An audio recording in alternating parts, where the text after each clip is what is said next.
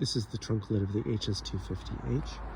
So with the old gas struts, which have not been replaced, at about this height, the door neither rises nor lowers.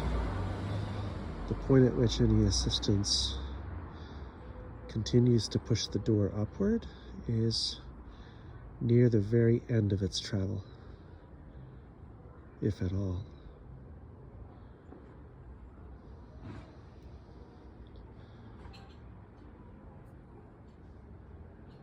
There, at that point. So it's not even worth measuring the height with a tape measure.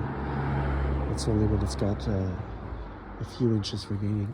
Whereas the height at which the door will close itself is just about here.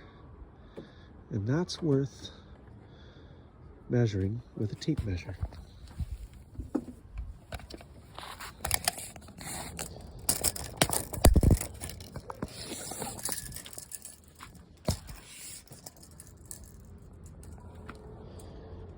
It's just about at that point. So what have I got? 115 centimeters off the ground.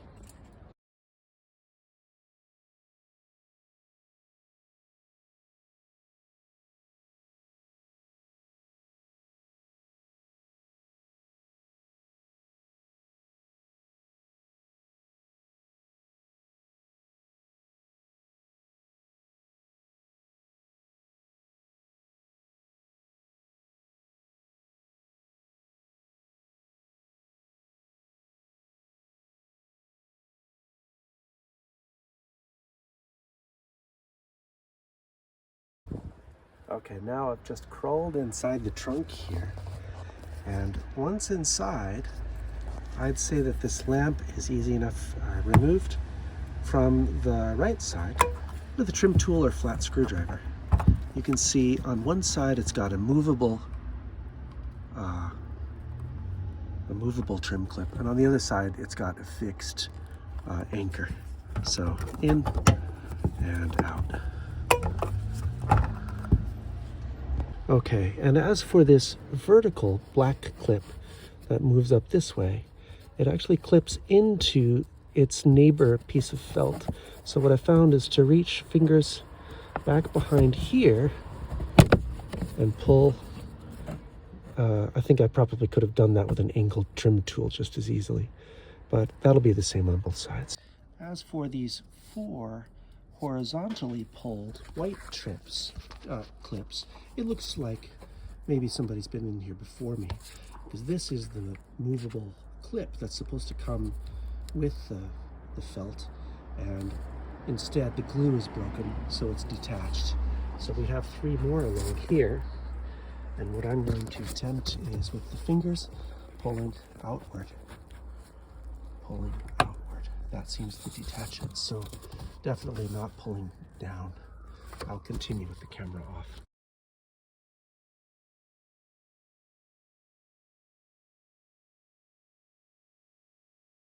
All right, so as for the part being bigger than the aperture, by pulling one side forward at a time, I think I can get the entire piece out.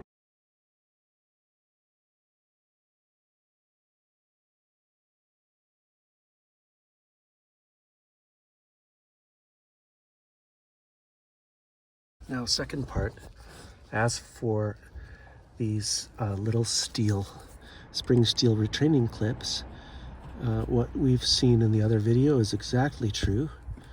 You can work a screwdriver into there. Well, okay, the one that I did on the right side was pretty straightforward. On the left side here, it's causing me some grief. There we go. I seem to have loosened it, and now what will happen when I give it a good yank? Nothing. Okay, so my Google translation, for better or for worse, didn't say loosen the retaining ring. It said remove. So once loosened, I got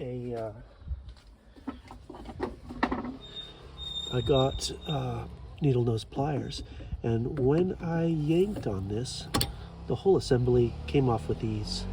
Didn't come off by hand, but once grabbing it with a tool, it definitely did. So I'm going to try to repeat this on all 4 of the ball joints.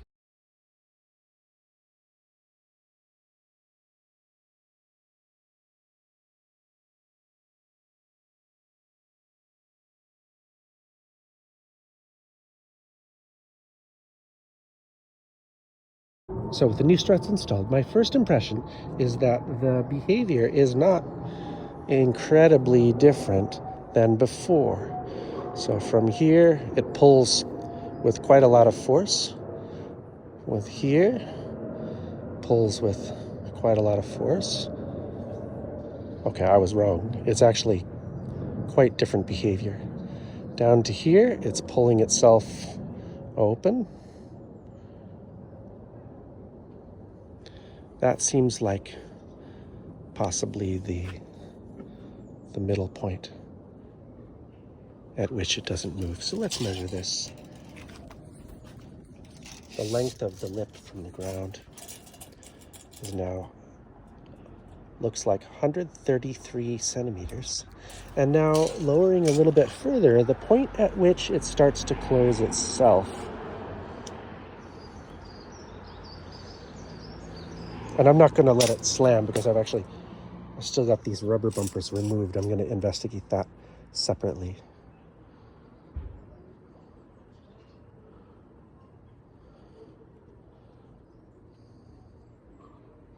The point at which it very slowly starts to lower itself is about here, which is, looks like 97 or 98 centimeters. Okay, so I would say that's probably a difference. And there we go with the gas struts. Okay, so the other guy was exactly right about how difficult it is to get this thing weaseled back in here. But again, I found it easiest to turn it in from the side, get it down in, crawl inside my trunk, and then weasel these clips so that they're pushing forward into here. And then the clips that go over to the sides, they're clipping through this other piece of fabric and into a plastic part on the other side of it. So the last thing I'm going to do is take this smooth trim tool and ensure that we get the felt fabric behind the rubber trim, and that does the rest of the job for hiding whatever imperfection is inherent in the joint.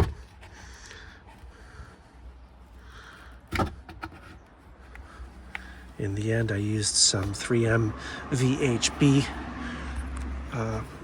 glue strips to reattach the plastic forward sliding clip there.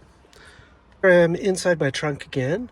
The felt piece is roughly fitted into place with all of its snaps. Up here you see the light attachment, which is shortly ready to go. Down here, of the Velcro pieces that I showed you, the only parts that had Velcro in place on the other side, where I think here, and either this side or this side, I think it was on this side, yeah, I can feel it anchoring right here. So that enables a little bit of anchor for flapping open this door, which you can use to maintain the 12-volt motor. So we've got another piece of missing Velcro that went to, oh, here we go. You know what? I'm going to clean this patch with alcohol and stick this still sticky Velcro back into place so that the battery maintenance flap can still be. And now we're on the last bit of fun. We have these clips, which are going to go with this flat side down, and they're going to slide forward toward the front of the car. So let's see if I can figure this out. I'm first going to press it upward and then slide it forward, and that holds into place. So we'll try the other one over this way. First pushing up and then forward, it seems to go into place.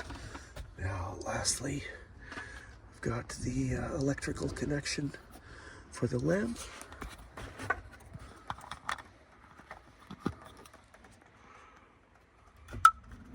And there, the unmovable anchor and the flexible anchor. And then the Japanese model's got a donut spare tire, which is held in place by this threaded handle. Some of the Lexus hybrid models have no spare tire and they come stock with run flats, but this model comes with a spare tire. I don't really know about how they did it with the North American models. And then we've got this fancy emergency tooling tray, and it's got some little fingers that do engage into these holes. Now, I'd previously seen some evidence of water leak around the sides of my trunk and also under the battery area. There you can see maybe some soil down at the bottom there. I think that there's probably some natural drains built in here. But what I'm doing now is I've got a trim tool and I'm wrenching out each of these little plastic trim pieces. And I've also found that these clips that hold the net in place, the net which I don't have, if you press this button in with your finger on both sides, the clip comes right out. You might remember how we're not supposed to rub anything against this polished part of this hole. So what I found is you've got to kind of wrench this downward and around the polished part in order to get these side pieces out. That would have been smarter for me to undertake before putting in the struts. I think I found the cause of my water ingress. This little flappy thing over on this side, that's the exhaust air from the battery cooler. That one seems to close adequately. However, on the other side, the opposite side here, it really doesn't close completely at all. I don't know whether it can be removed and cleaned or whether I should just order another one. I think I'm inclined to order a new one. Now, in the process of getting at these side panels, which is not required for this job, but I was going to do it to check up on my water ingress, I also removed this plastic piece from the center of the car. And now I've learned why it never seemed to seat flat. It's because there are 4 of these white plastic clips. 2 of them remained in the body of the car, so whoever was here last didn't fix that. So I just need to seat them each, pushing laterally into one of these half holes, and then we'll push the whole thing down. Now we have all 4 clips in place, and we'll line each of the 4 clips with these 4 holes in the steel body, and it looks like these little knobs here and here are going to poke through these holes in the fabric here and here. Nothing too terribly dramatic here. I was expecting some kind of positive engagement on the bottom, but I don't think it's there. It's just going to go up onto the top and then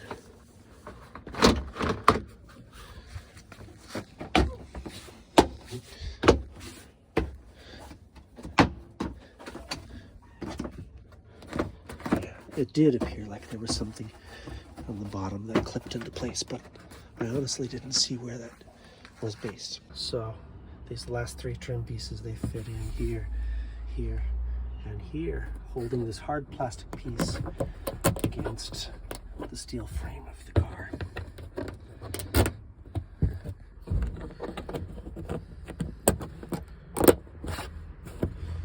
That was the job completely done.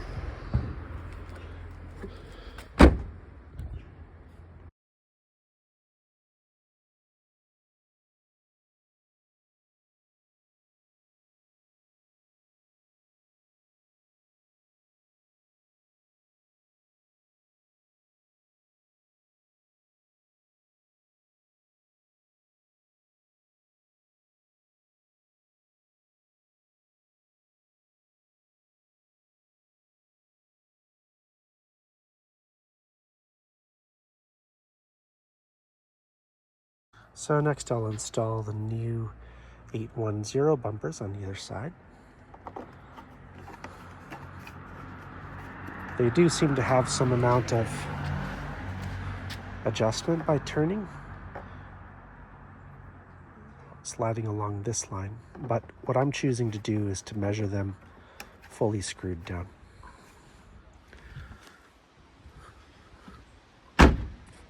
With the 8.1 Plus bumpers in place, letting the trunk slam, sounds like that. I've installed the 8.1 minus bumper on both sides, and we'll see how the trunk closes. Next, with the 810 bumpers in place, I've placed my damp racks, and I'll rather gently close. And here, they're tugging with just a tiny bit of force, indicating that I'd say that they're within, well, they're in contact. You can even hear it go tap as the rubber, well, actually not on that side. Finally, I've got the 8.1 Plus trunk bumpers in place. We'll let the trunk close, and now these are really struggling to get out. This side as well. Moderate force to get that out. And next I've placed a couple of moist rags over each bumper, and I will gently close the trunk. Just don't want to really slam it and cause a blast of air to cause the rags to come loose. But with the 8.1 minus bumper, it looks like the trunk lid doesn't rest on the bumpers at all.